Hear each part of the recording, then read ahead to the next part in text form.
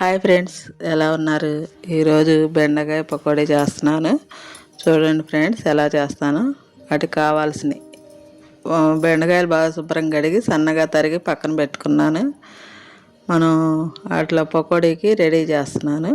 శనగపిండిను కొద్దిగా ఏమో తినే సోడా, ఒక అర స్పూన్ తినే సోడా, ఓ 2-3 స్పూన్లు వేసుకోండి శనగపిండి పకోడీ కోసమే.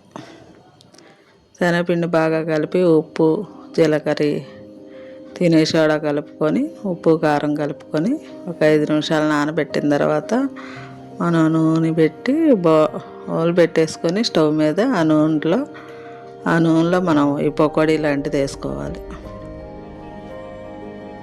ఉల్లిపాయ ఏం అవసరం లేదు, మామూలుగా ప్లెయిన్ పకోడీ. కూరలో కాబట్టి కూరలో ఉల్లిపాయ వేసుకుంటాం కాబట్టి కొద్దిగా పకోడీ పలుకులు తగిలితే మనకు ఆ బెండకాయ కూరలో క్రిస్పీగా బాగుంటాయి. చూడండి ఫ్రెండ్స్, నేను ఎలా చేస్తున్నాను. పకోడీలాగా అలా స్పూన్తో, మనం చేత్తో కాకుండా స్పూన్తో అలా వేసేసుకున్నా పర్వాలేదు.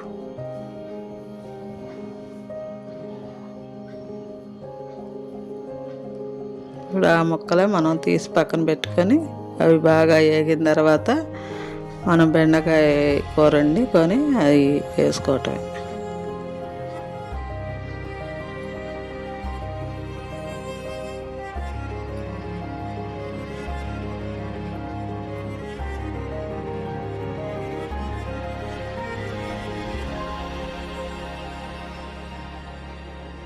ఇవి బాగా వేగిపోతాయి ఫ్రెండ్స్, తొందరగానే వేగిపోతాయి.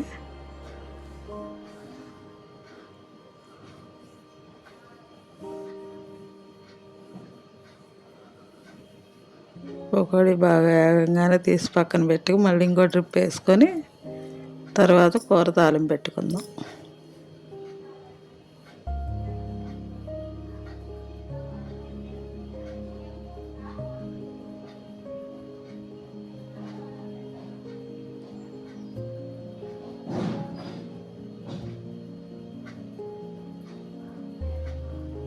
సరే, అన్నీ పక్కన పెట్టుకొని అందులో తాలింపులు వేసేసుకోవాలి. 2 ఎండుమిరకాయలు గిల్లి ఉల్లిపాయ పచ్చడిగా వేసేసుకోవటమే. తాలింపులు కొద్దిగా వేగంగానే ఉల్లిపాయ పచ్చడిగా వేసుకొని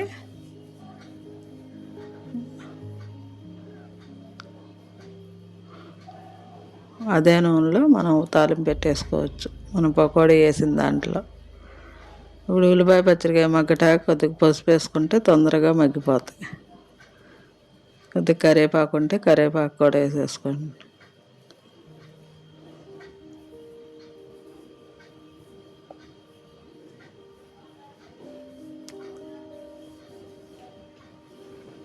ఇప్పుడు అది పసుపు బాగా తిప్పేసి చిన్న అల్లం ముక్క, 2 ఎల్లుల్లిపాయ గర్భాలు కూడా గీరేసేసుకోండి. ఈ ఉల్లిపాయ మగ్గేటప్పుడే అవి కూడా వేసుకుంటే మనకి బెండకాయ కూరలో చాలా రుచిగా ఉంటుంది. చిన్నది, చాలా చిన్న సైజు అల్లం ముక్క ఉంటే దాన్ని అలా చేసి గీరేసుకోండి. నూరుకోవచ్చు. నేను చెక్కుడు దాంతో గీరేసేసి వేస్తాను. చూడండి ఫ్రెండ్స్, ఇలా చేసుకోవచ్చు. ఆ చిన్న అల్లం ముక్క గీరేసి 2-3 ఎల్లుల్లిపాయ గర్భాలు ఉంటే అవి కూడా 2-3 చాలు.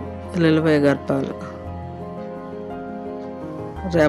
వెల్లుల్లిపాయ రెబ్బలతో గీరేసేస్తే చాలు. మనకు కూర టేస్టీగా రుచిగా వస్తుంది ఫ్రెండ్స్. కొద్దిగా అల్లం వెల్లుల్లిపాయ వేస్తాయి. ఇప్పుడు బాగా తిప్పాలి. ఉల్లిపాయతో పాటు అది కూడా పచ్చివాసన అంతా పోయేదాకా బాగా తిప్పేసి తర్వాత మనం బెండకాయ ముక్కలు వేసుకుందాం.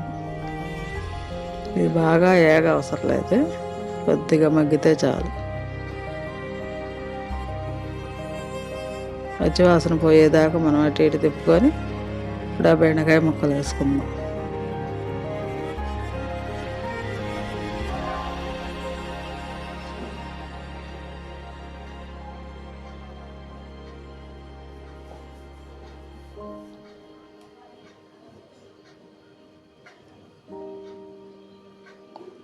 ఆ బెండకాయలు కూడా తిప్పేసుకొని అవి బాగా మగ్గేదాకా మనం ఇటు ఇటు తిప్పుతూ ఉండాలి మధ్య మధ్యలో. 5 నిమిషాలు మూత పెట్టుకోకుండా 5-6 నిమిషాలు అలా వదిలేయాలి. అవి బాగా ఊరికే మగ్గిపోతాయి. మనం నూనెలో వేసాం కాబట్టి తొందరగానే మగ్గిపోతాయి ఫ్రెండ్స్. చూడండి, మనం మూత పెట్టుకోకుండా అలాగే పెట్టాలి, ఎందుకంటే జిగురు కట్టేస్తుంది. మనకి తొందరగా ఆ బెండకాయ అనేది నలుపు వచ్చేస్తుంది.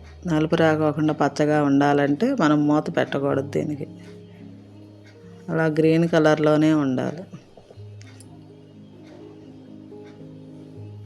చూసారా, కారం ఉప్పు వేసేసుకోండి. ఈ మగ్గిని కొద్దిగా ఇప్పుడు కారం ఉప్పు వేసుకుంటే 2-3 స్పూన్లు కారం వేసుకోండి. ఈ కారం తక్కువ తింటే తక్కువ వేసుకోండి.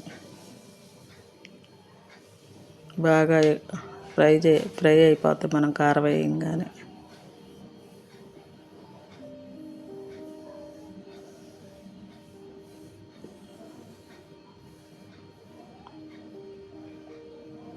ఈ బెండకాయ చాలా ఈజీగా చేసే వంట ఫ్రెండ్స్, మీరు కూడా చేసుకోండి.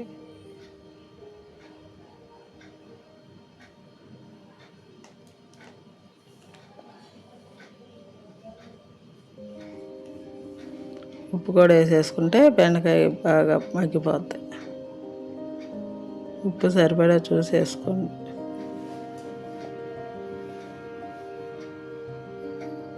ఇది గరం మసాలా ఉంటే గరం మసాలా కూడా వేసేసుకోండి, 1/2 స్పూన్.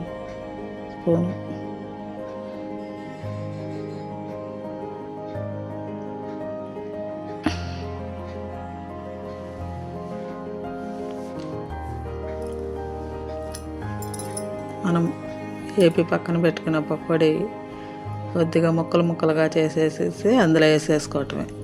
దించబోయే ముందు 5 నిమిషాల్లో దించేస్తాం అనగా మనం పకోడీ ముక్కలు చించేసుకొని చిన్న ముక్కలు చేసుకొని వేసేసుకోండి. అలాగే వేసుకున్నా పర్వాలేదు. నేను చించి వేస్తున్నాను ఫ్రెండ్స్. అవి ఊరికే మగ్గిపోతాయి, మన కూరలో కలిసిపోతాయి. బెండకాయ కూరలో చూడండి, చూపిస్తాను మీకు.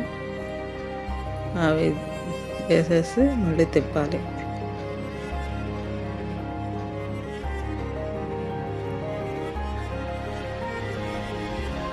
మనకి ఈ అన్నం బెండకాయ పకోడీ అన్నం చాలా రుచిగా ఉంటుంది. మీరు కూడా ఒకసారి ట్రై చేయండి ఫ్రెండ్స్. ఎలా చేశాను ట్రై చేసి నాకు కామెంట్ రూపంలో తెలియజేయండి ఫ్రెండ్స్.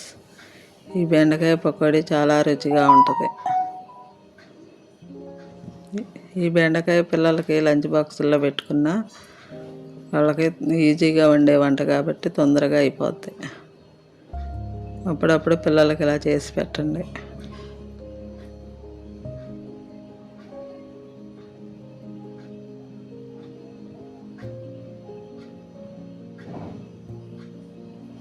చూసారా ఫ్రెండ్స్, ఇంకంతే.